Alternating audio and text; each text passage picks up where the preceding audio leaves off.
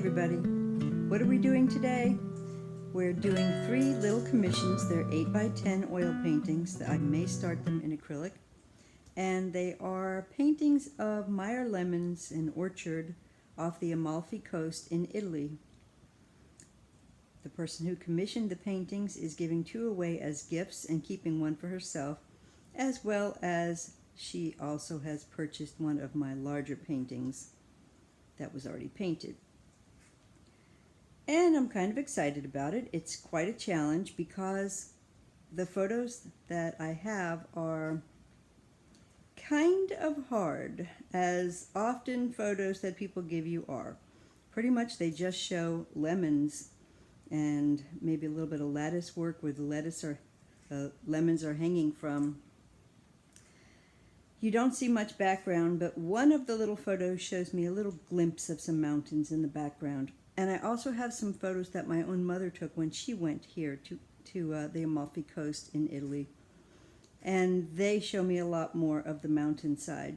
So I'm combining my imagination with these photos that I have, and I'm coming up with 3 concepts that are very similar to each other so that they are, I guess, a collection of the same concept. And that's kind of hard to do. It's hard enough to come up with one from the photos. And my client knows this. So she's happy that I'm using my imagination to make 3 unique little paintings that they can all keep as mementos. Anyway, come along with me and let's enjoy making 3 paintings of some Meyer lemons that look a little more like oranges to me. They're very orange, except in one shot, which is in the bright sunlight. So again, we'll have to use our imagination. Make sure people understand these are lemons and not oranges. Or forevermore, they will look at the painting and say, is that a lemon or an orange? I painted a couple of lemons in another painting. They were Italian lemons that are extremely pointy lemons. I don't know what variety.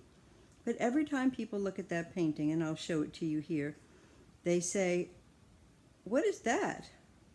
So it's frustrating to me. I should have just painted regular shaped lemons. It doesn't pay to do anything odd or different unless you specifically want people to ask you, what is that?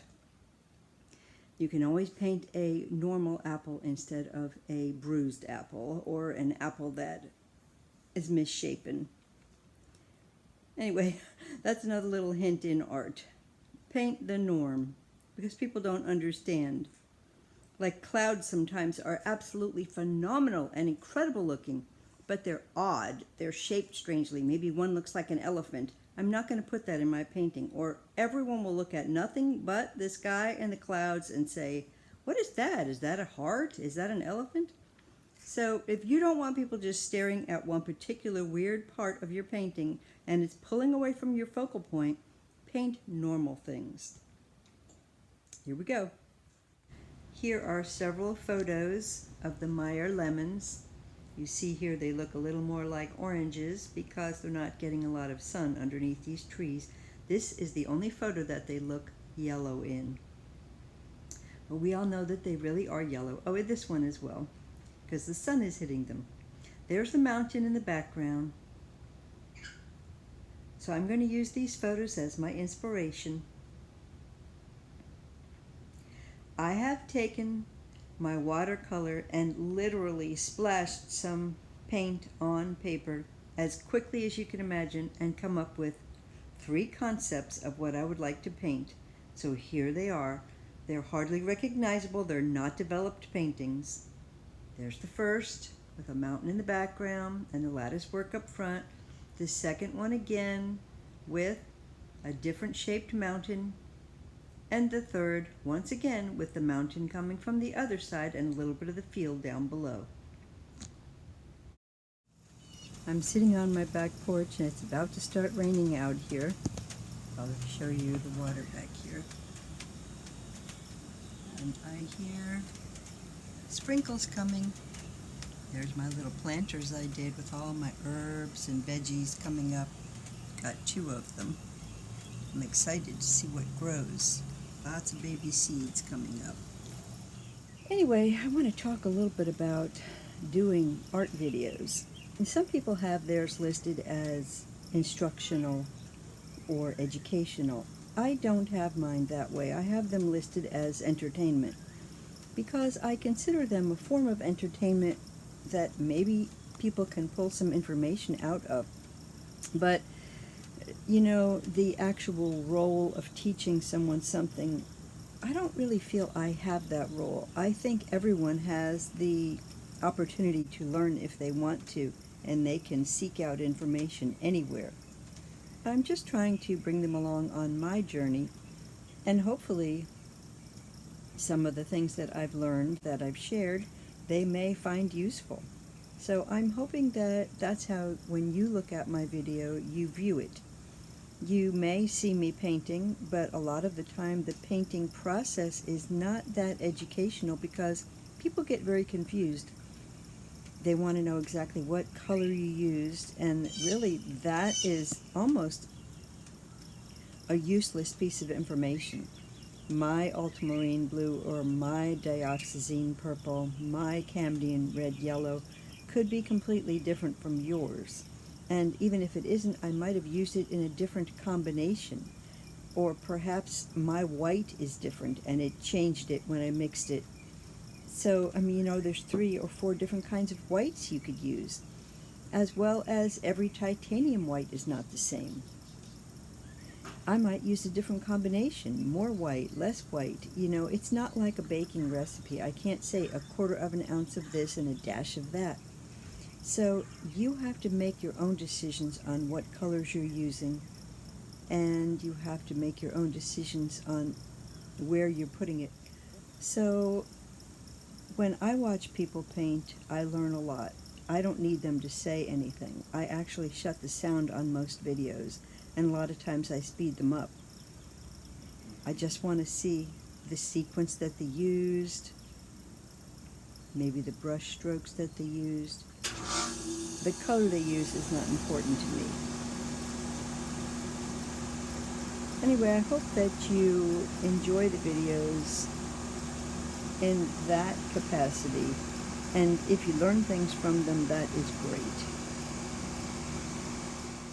So how do we paint a lemon? We have to have a dark side, and it sort of comes around a little bit because we have that little button on the bottom of the lemon. Why is there a dark side? Because the sun is not hitting over here. And also on this dark side is often reflections of things that are around it.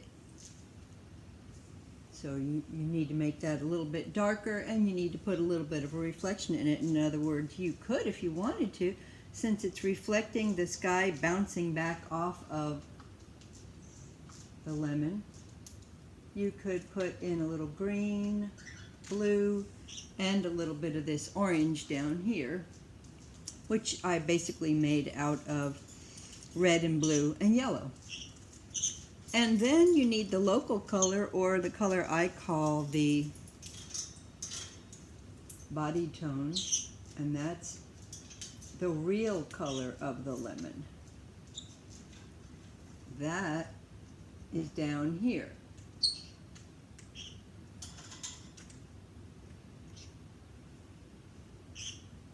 Where it's not getting hit with as much light, but it is receiving some light. And then finally, you need to get up in that top portion there, where the light is coming from in this instance, not always, and hit that with that light. Curve it around so that the light is bouncing off the shape of the lemon, which is round. It could even be just a little bit under here.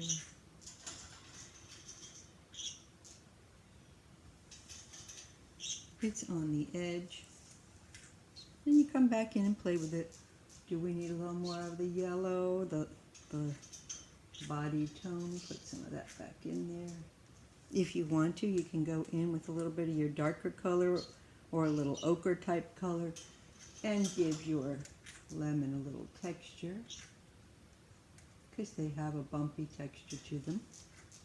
You put a tiny bit of that body tone in the dark. In other words, you're blending the dark into the light into the dark.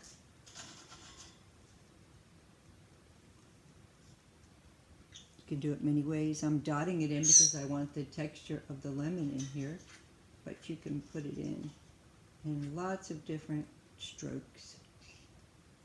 Then go back and decide, do you need more of your dark back in there, or do you even want some of your dark into your light? And then you have what is basically a nice round lemon.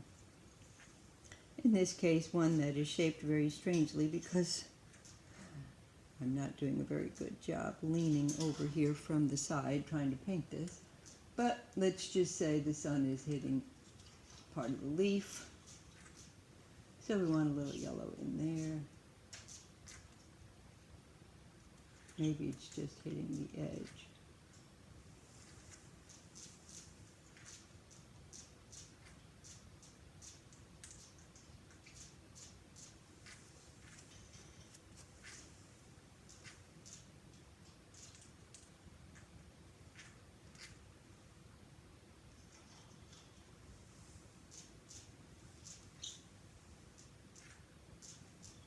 This is not really about painting leaves, so I'm not going to mess with that too much. And then if you want to change your shape of your lemon, this is how you do it. You use your background color and you get in there. And you change the shape. Generally, one side is a little crisper than the other. You have a soft side. In a lot of instances. That's kind of fading into the background. And then you have a sharper edge. Even a little. See how that shapes the lemon?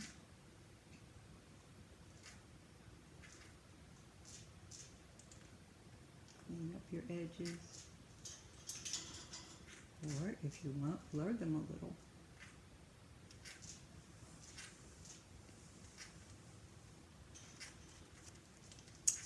So this is my crisper side. I'm going to take some of my body color, my dark side, along with some of my sky color, and just sort of blend this side in. So I really don't want this side to be completely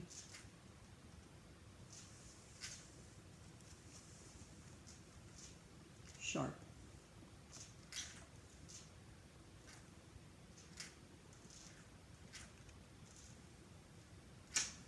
And I like that little bit of greenish tint right in there.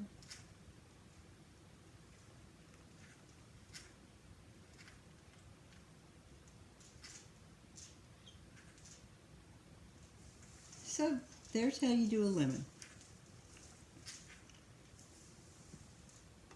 Or a ball. Or anything that's curved, an apple. Or even a face. And that's how I did all the little lemons in all three of these paintings. At this point, I'm only using my little watercolor sketches to inspire me to paint these paintings, even though these sketches are very, very vague. But I see things in my mind that I want to get down. So I pretty much ixnayed two of my little watercolors and stayed with just this one here. It's the only one I felt was completely successful, even though I've painted two other paintings, but I have discarded them. So here this one is blocked in, and then I move into putting the lemons in. And I'll show you the other two paintings that succeeded in the end. So I've mixed up several different shades of green here, mostly by using my blue and different yellows. You can use different blues and different yellows, and you can make dozens of different colored greens. But I'm trying to make some greens that will be in the painting here. I want some lighter greens down here. I want some darker greens that are on the backdrop back here and over here, because the sun is shining through, so they'll be backlit, but these will be getting a reflection down here. And then some medium color greens all in between. I have to be careful not to cover my background. And then we will work a little more on the lemons to make them look more lemony. But I'm not going to do those yet because I will use part of my background to shape those lemons. So here we go.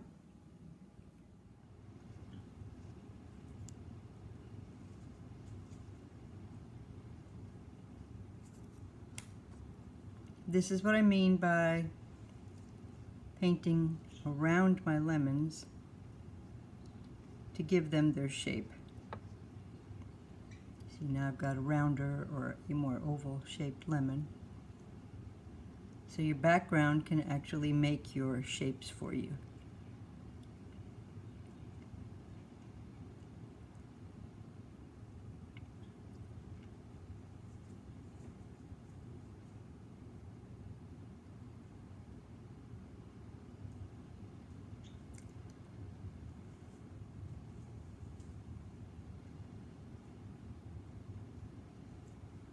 Excuse my hand.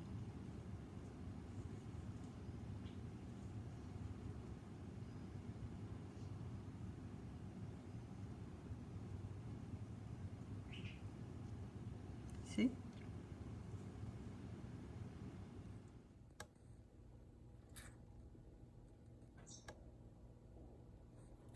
Okay, so this is stage, I guess, 3 for this painting.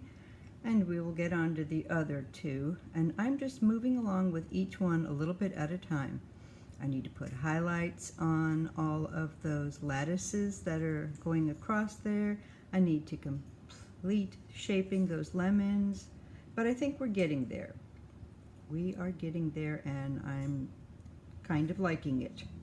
So you go through the I don't like it, I like it stages, and I'm kind of liking it now. Even though these are not completed, I thought I'd show you the 2 paintings on either side that did not make it into the mix. They were about 2/3 of the way done here, and I decided not to continue with them. So this is my chicken pot pie filling.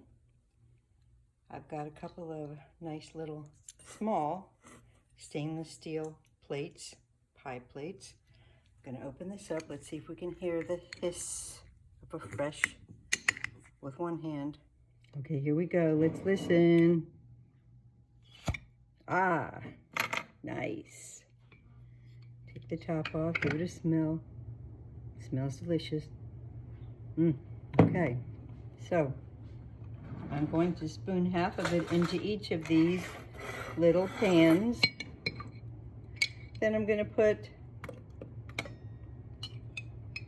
some delicious pie crust on top, but I'm going to take all this liquid that's in here and I'm going to put it in a little pan with a little cornstarch and thicken it up and mix that on top. And I'll have 2 little delicious chicken pot pies. I'll show you what they look like when I'm all done. Sorry about my hair, but I have a little friend here that keeps landing on my head. So now I've got these filled with delicious pot pie and the thick gravy that I've thickened with the cornstarch. I'm going to put a nice little top on it that I made. Putting that in like that. Kind of tucking it in a little. I'm not going to work too hard at this. Just give it a little pinch here and there. What I will do, however, is put a couple of slices in the top so that it doesn't boil over. Okay, that's good. So you have a little pot pie here. I'll show you what it looks like when it's all done. And I'll put it in the little mini oven, which saves me from having a whole bunch of heat going in my big oven. We'll see what it looks like when it's finished. There's the chicken pot pie. Mm-hmm. Yummy. Mm-hmm. Mm. Nice and hot, huh? Mm-hmm. I didn't put any egg on top to make the top brown. I just like it is plain. Yeah, it tastes good.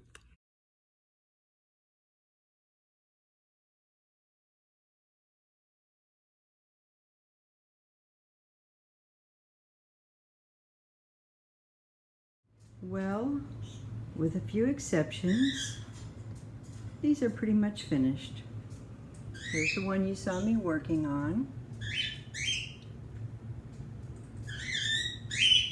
Maybe I'll mess with the sky a little more on this one, knock it back a little bit. But for the most part, it's finished. And you see that these are the highlighted lemons in the front here. And the others are not supposed to be as substantial or perfect. You can see the coloring on those is a little duller so that they sit back further. Might darken these leaves up here just a little bit. This one here is pretty much finished, except I want to round this one out a tiny bit and take that little bump off the end. I don't like it.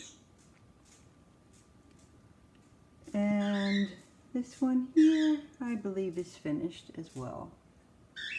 So I'm always doing little things to improve these. I've got another couple of days I'm gonna stare at them and see if I need to correct anything. But other than that, those are finished paintings. And these are the two that I did in place of the two that I had downstairs that I changed my mind on. They were drying in their third phase. I still hadn't completed them, and I decided, nope, I don't want them. They're not working. So there they are, the triad. And then if I step back here, I can show you the other painting that this customer purchased. And that one is Reflections. You know, it's hard for me to let go of any painting. They're kind of like my babies. Silly, I know. But I remember what I was doing when I either took the photo or when I painted the painting on plein air. And it is a special memory for me. In this case, I was walking around the neighborhood with my daughter who visited me for a week or so. And we walked all through the park and around the pond. And I snapped a few photos. And then I decided to paint this one. So yes, everything has a memory. And I hope that whoever purchases my paintings understands they have an emotional attachment. And I hope it does the same thing for them. I want them to feel the way I felt when I was there.